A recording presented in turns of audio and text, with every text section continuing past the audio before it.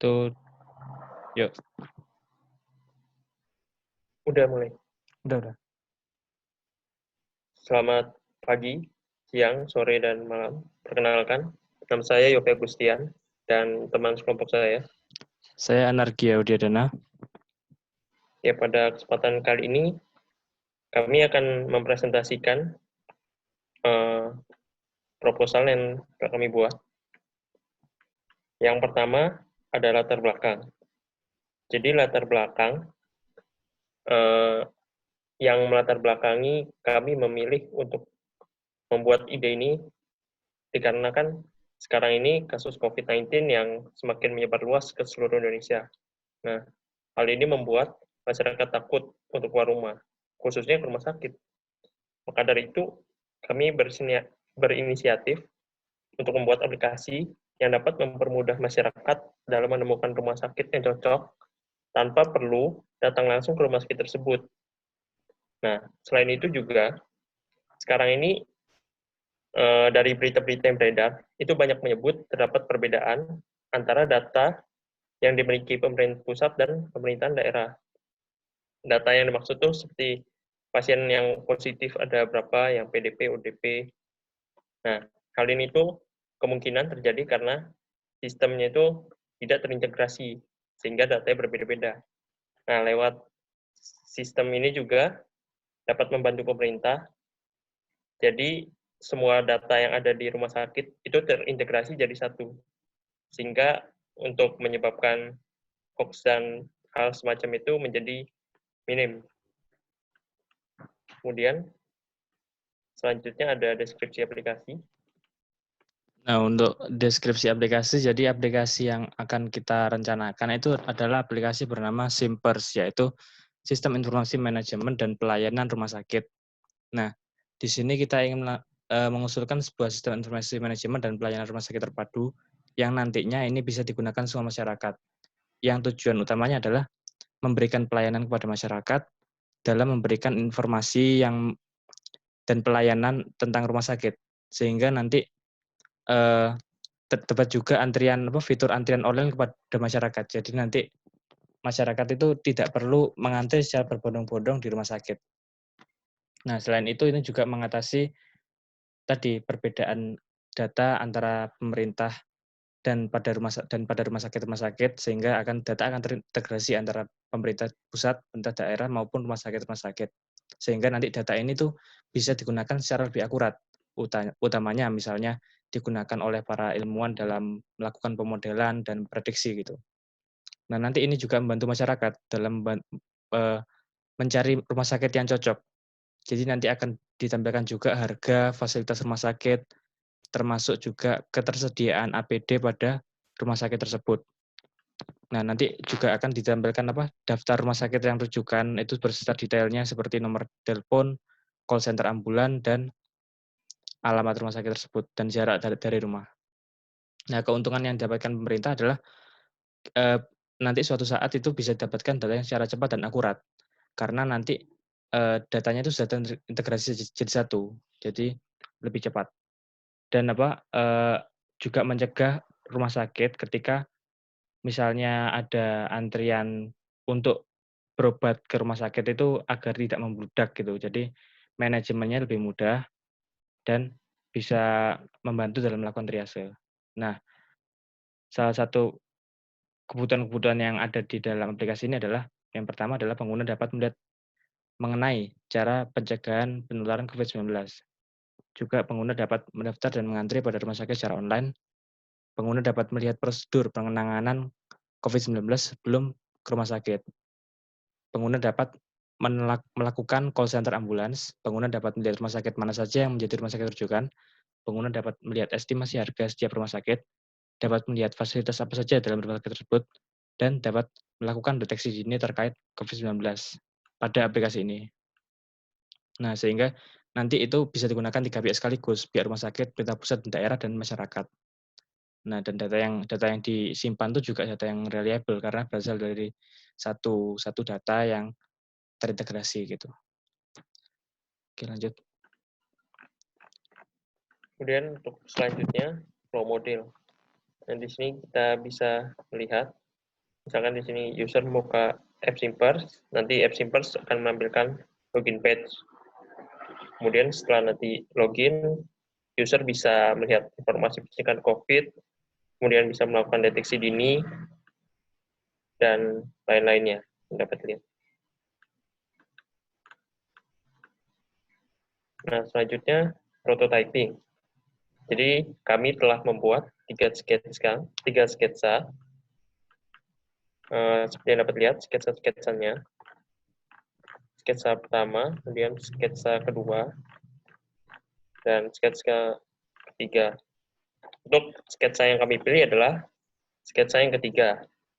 Nah, di sini yang pertama kita bisa melihat ada halaman login, kemudian halaman utama. Nanti dari halaman utama ini akan dibuat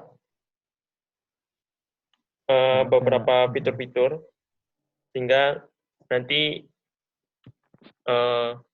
user bisa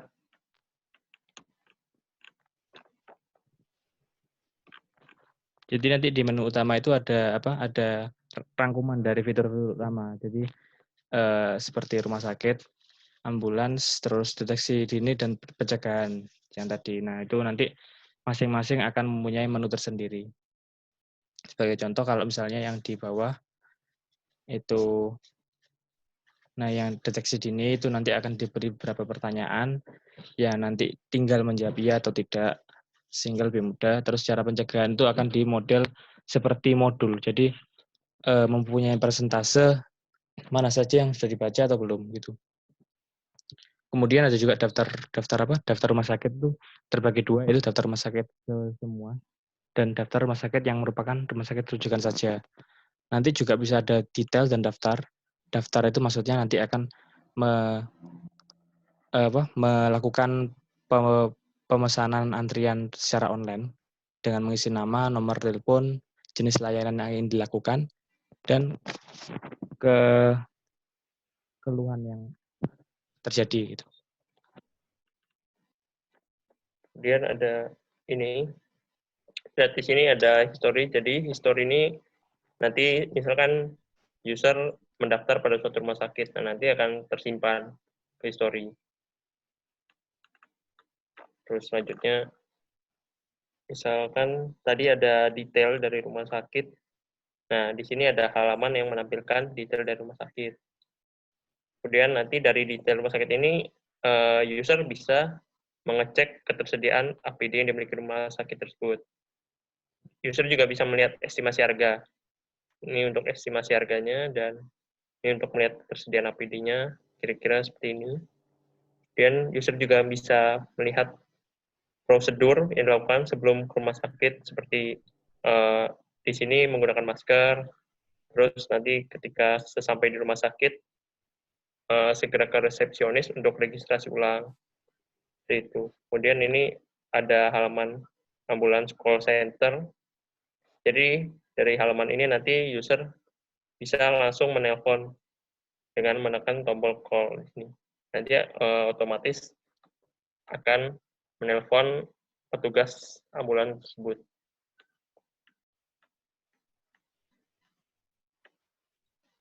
Kemudian ini membahas perbedaan antara sketsa-sketsanya. Mungkin bisa dijelaskan. Itu pada sketsa pertama itu sebenarnya lebih berbeda itu pada menu-menu utamanya. Jadi di yang sketsa pertama itu terdapat sebuah menu utama yang kotak 4 tadi dan menu My untuk profil. Lalu halaman call center ambulan, di rumah sakit, ketersediaan APD itu masing-masing dibuat pada halaman yang berbeda. Nah, ini juga yang diterapkan pada versi 3 yang akan kami pakai ini. Nah, tapi nanti yang di versi 1 itu pada deteksi dininya nanti pertanyaannya itu enggak satu-satu tapi langsung banyak tapi dalam satu halaman gitu. Terus menu pencegahannya itu langsung dalam bentuk nomor-nomor 1, 2, 3, 4, 5, 6, 7 gitu. Nah, yang sketsa kedua ini bedanya adalah yang halaman detail rumah sakit, daftar APD, dan call center ini terletak dalam satu halaman di detail rumah sakit. Jadi coba misalkan ke atas sedikit.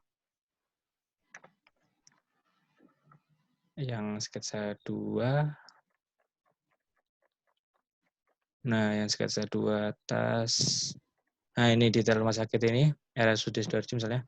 Itu jarak dari rumah, terus ada juga ketersediaan resource. Ini maksudnya APD yang tersedia, terus misalnya mau melakukan pesan antrian juga bisa langsung dari sini, dan telepon ambulans juga bisa. Nah, itu seperti itu bedanya. Terus coba tadi perbedaan.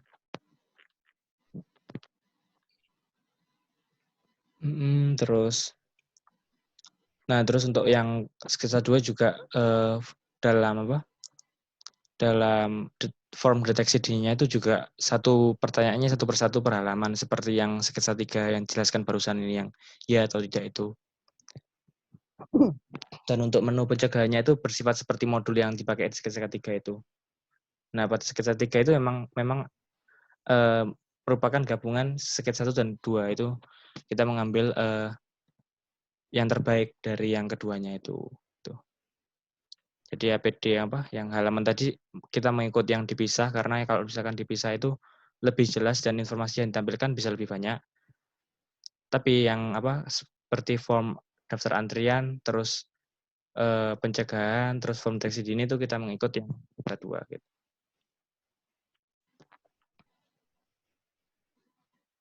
Ya, sebelumnya juga sudah dijelaskan sketsa yang dipilih adalah sketsa yang ketiga, karena kami dari sketsa yang pertama dan sketsa kedua itu kami pilih yang terbaik hingga menghasilkan sketsa ketiga, hingga kami pilih yang ketiga.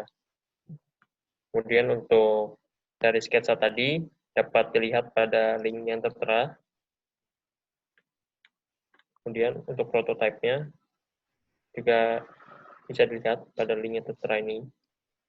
Ada preview dan demo aplikasinya.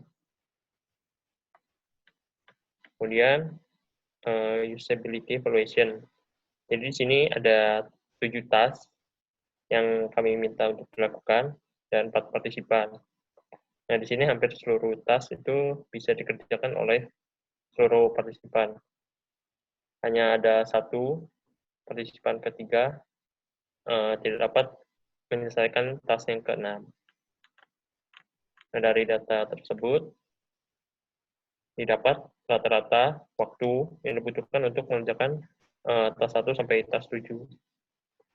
Kemudian dari ratingnya dihasilkan seperti berikut. Ya, mungkin sekian yang dapat kami presentasikan. Terima kasih. Terima kasih.